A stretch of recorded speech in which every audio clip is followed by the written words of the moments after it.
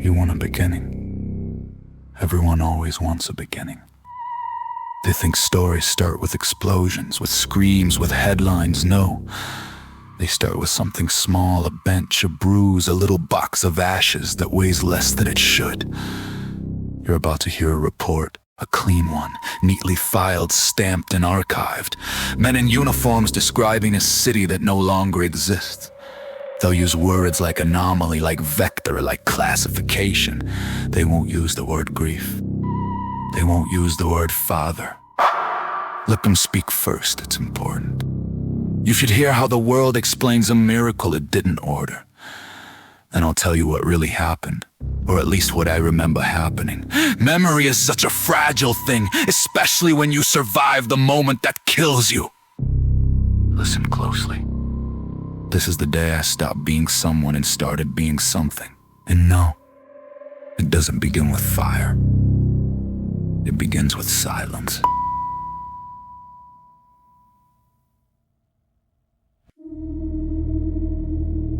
Commander Grange. Echo 9 Detachment.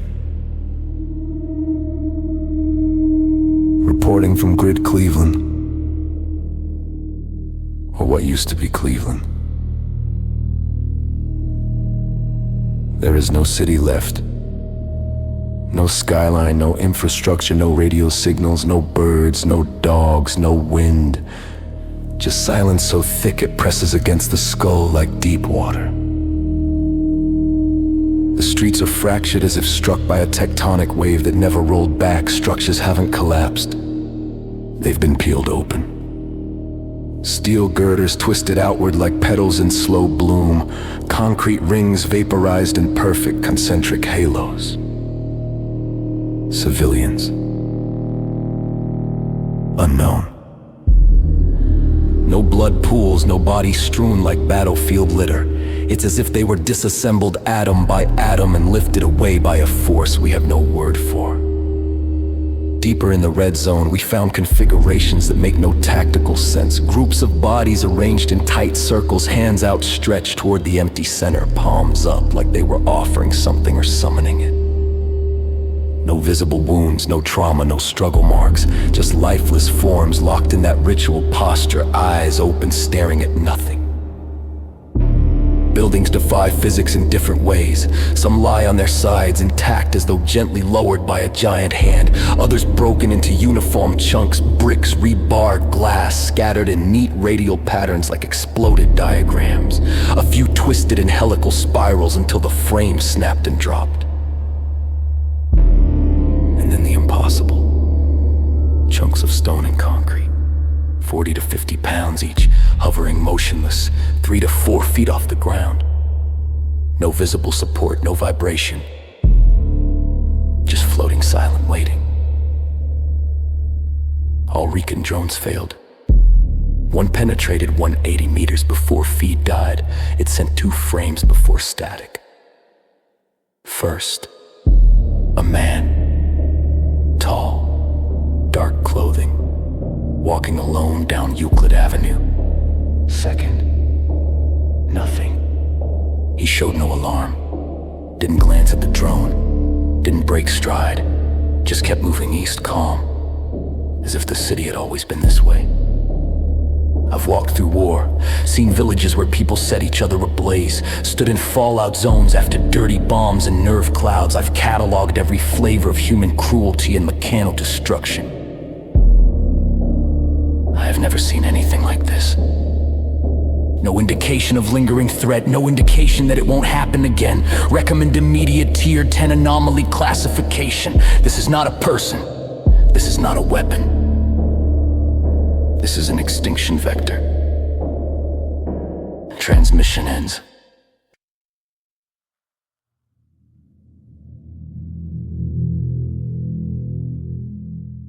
I heard that report for the first time 3 days after it was recorded. By then, I'd already walked out of Ohio and into the silence.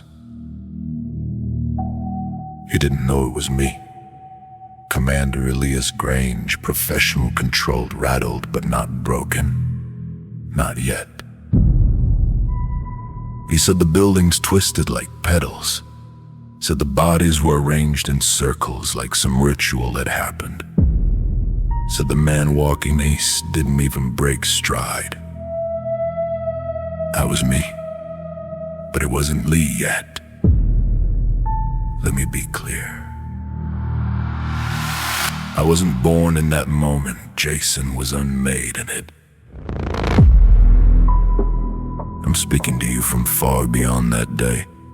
Beyond that crater where a city used to breathe. Back then, I still didn't know.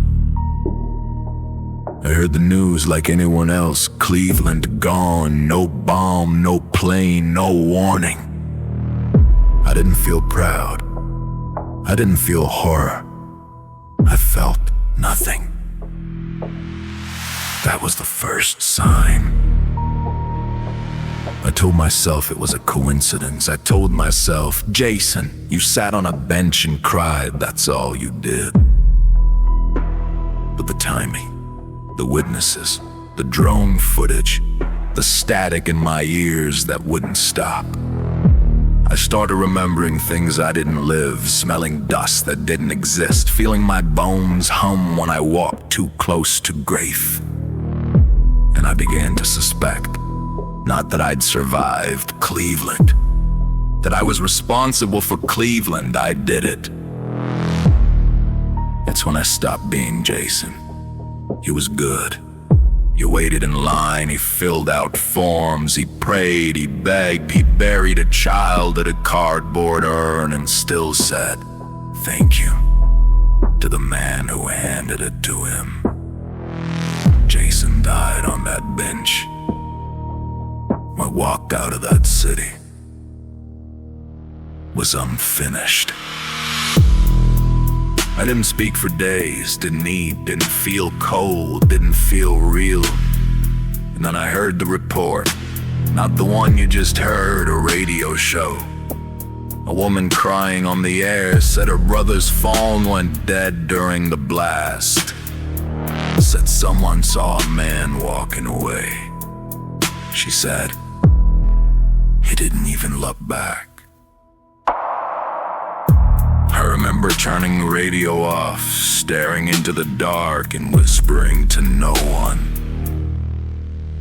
That was me. So no, Cleveland wasn't a cry for help. It was a reaction to silence, to failure, to being ignored too long by the gods of paperwork and pity.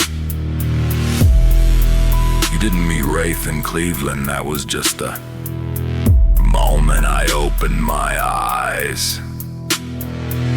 You named me after the church, after the fire.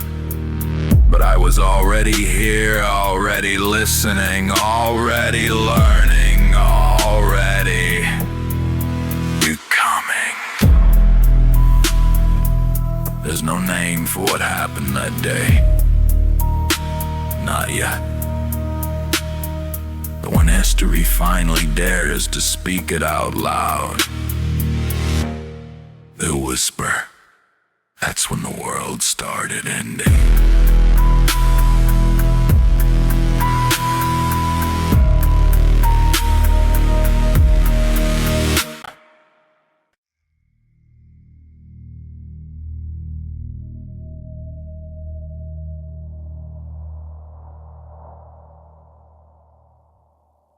Now that you've heard about what was left of the place, where a man named Jason died, I'll tell you what led up to that minute.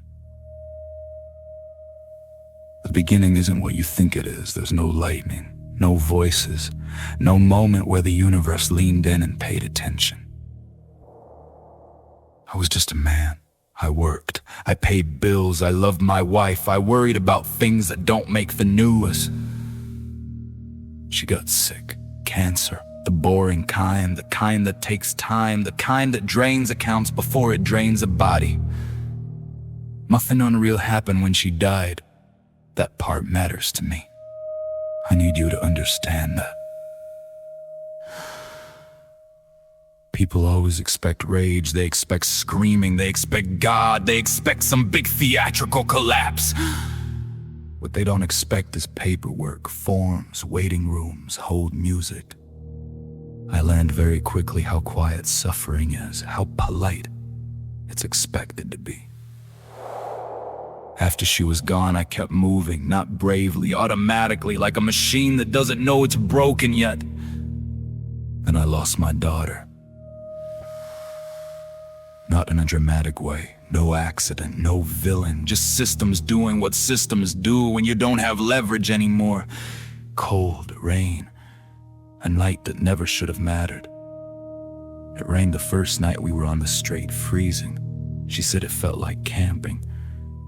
It took 2 weeks for the flu to take her, and I remember thinking how strange it was that the world didn't even slow down. There's one moment I haven't talked about yet. Not because it's important, because I still don't understand it. That was after. After the rain, after the paperwork, after the night that shouldn't have mattered. I was sitting down on concrete, trying to decide what came next when there was a voice behind me telling me to move. I didn't move fast enough. The baton hit the side of my head. There was a sound, a sharp crack. For half a second, I was certain it was my skull. I remember thinking, that's it. That's how it ends. But I didn't feel pain. I felt pressure release, like something unlatched, and then the man in front of me came apart, not fell, not collapsed. He actually came apart. The street did too. The buildings, the air, like someone had dropped a glass city and forgotten to stop the motion. There was no heat, no light, no noise after the crack. Just absence. I was still sitting there. I remember looking down at my hands because I was sure they would be gone. They weren't. I remember waiting to feel something, anything. I didn't. I stood up because nothing told me not to. I couldn't make sense of what was happening around me, so I did the only thing left to do. I looked at the ground and I walked. I don't know how long, hours maybe. Maybe less. Maybe more. Time didn't feel like it belonged to me anymore. I kept my eyes down, didn't want to see what was left, didn't want to understand it. I drifted through smoke and silence like a man already buried. Eventually, I found myself on Euclid Avenue. That's what the report called it. Euclid Avenue. I didn't know that at the time. I just walked out of the city, past the edge of whatever had been there. And I kept walking. Because the worst part wasn't what I had done. It was that nothing inside me reacted. That's when I knew. Jason hadn't survived. Something else had. I wasn't trying to talk to anyone. There was no audience, no plan, just a fire and a cheap emergency radio I kept in my pack in case the weather turned. It was tuned low, just static. I remember thinking how loud the woods get when you're alone long enough. I said it out loud. I wasn't supposed to exist. not to the world, just to the dark. The radio cracked. At first I thought it was the batteries dying. Then I heard something through the hiss. My voice, thin, distant, delayed by half a breath. I froze. I hadn't touched it. I hadn't raised my voice. But the words came back again, through the speaker, clearer this time. I wasn't supposed to exist. I stood up, checked the dial, turned it. Didn't matter, every frequency, me, not echo, not memory, live on the air. I didn't know how far. I didn't know who could hear it. I only knew one thing. I wasn't alone anymore.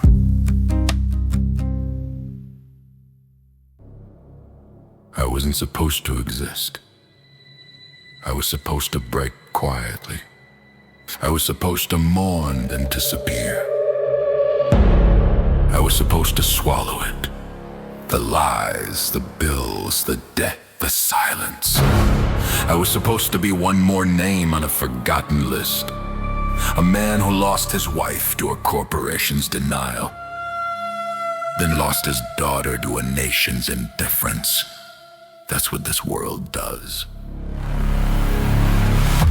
It wraps you in rules, wraps you in guilt, tells you to wait your turn while they drain you dry. And when you finally collapse, they blame you for it. They call it freedom.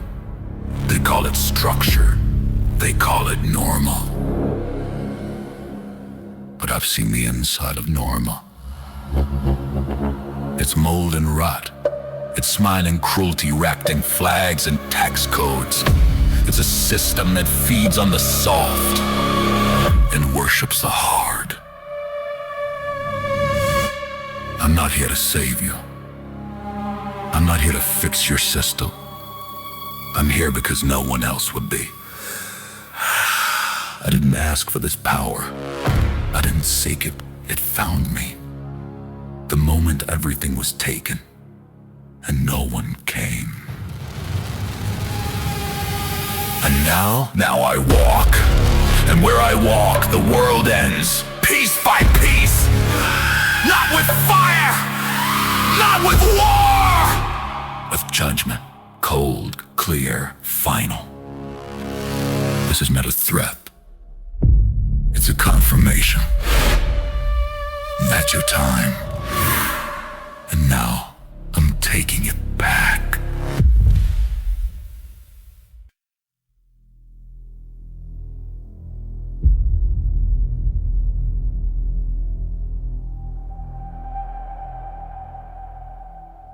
I called that my first broadcast. But it wasn't one. No mic, no signal, no message crafted to be heard. I didn't even know I could be heard. I sat beside a fire that was more ash than flame on the edge of nowhere, between states, between identities, and I cracked open. That's all it was, a fracture, a thought spoken with too much grief behind it and no one left to aim it at. The world caught it. Radios, satellites, headphones, emergency feeds. Even the quiet places heard it. You all call it a warning now. It wasn't. It was a eulogy, a scream she never got to give, a howl made of hospital bills, waiting rooms, form letters. You wanna know why I said it? Why I said I wasn't supposed to exist? Because I wasn't. I wasn't forged with purpose. I wasn't chosen. I was ignored until I broke loud enough to make someone flinch. I wanted to talk to her. That's the part I left out. I wasn't speaking to the world, not to governments, not to power. I just wanted one more chance to say I was sorry, that I tried, that she was the last thing I believed in. But she was already gone, and I was already becoming something she wouldn't recognize. So I spoke to everyone else, because if I couldn't speak to her, then someone was going to feel it. I told the truth, the way grief tells it, raw, ugly, unedited. And when the static cleared, they whispered a name, not mine.